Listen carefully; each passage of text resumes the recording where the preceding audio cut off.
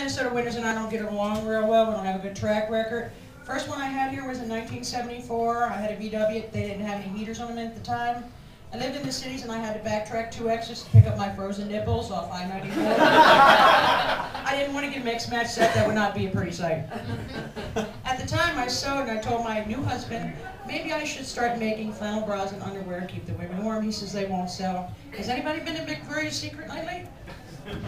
They're all over the place.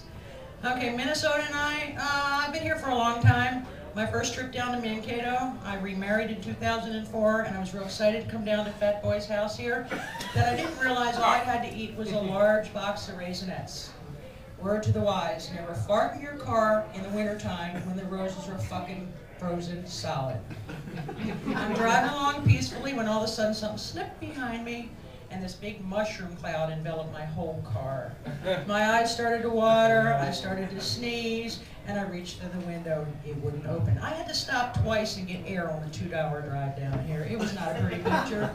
I don't ski, I don't ice skate, and I certainly don't go ice fishing, because for some reason, squatting out in the frozen tundra for a woman when you have to squat to pee is not a pretty picture. At least I do, I make one snow angel every year, and then I'm done with it.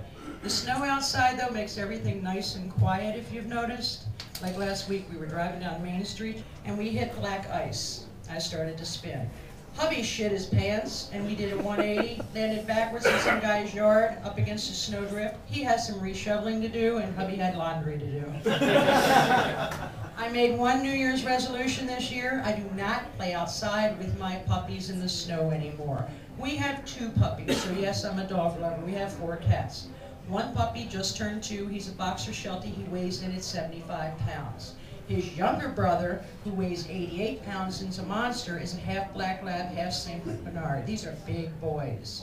So hubby made a spot for me in the snow the other morning, and I went out to watch them frolic like gazelles in the backyard, when all of a sudden they noticed Mommy there.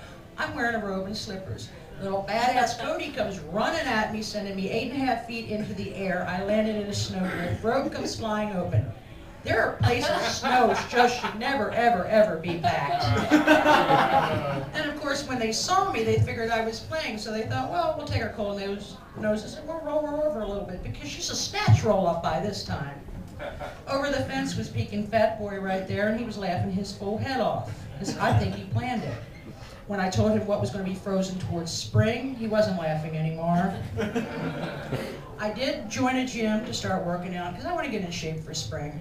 I joined a gym for women that are for middle-aged. You know what I'm talking about? These big, huge women with the short haircuts and the really big muscles, all working on body issues. Some of them are working on thighs, abs, necks, back, all doing some types of issues, and all up in my business and too friendly. One happened to ask me one day, so what are you working on, honey? And I looked at her and I said, well, I'm working on anger issues right now. The gym is called Thelma and Louise's Midlife Gym. Their motto there is, on your road to fitness, we'll go that extra mile for you. I'm Lacyblu, that's my time. Have a great night.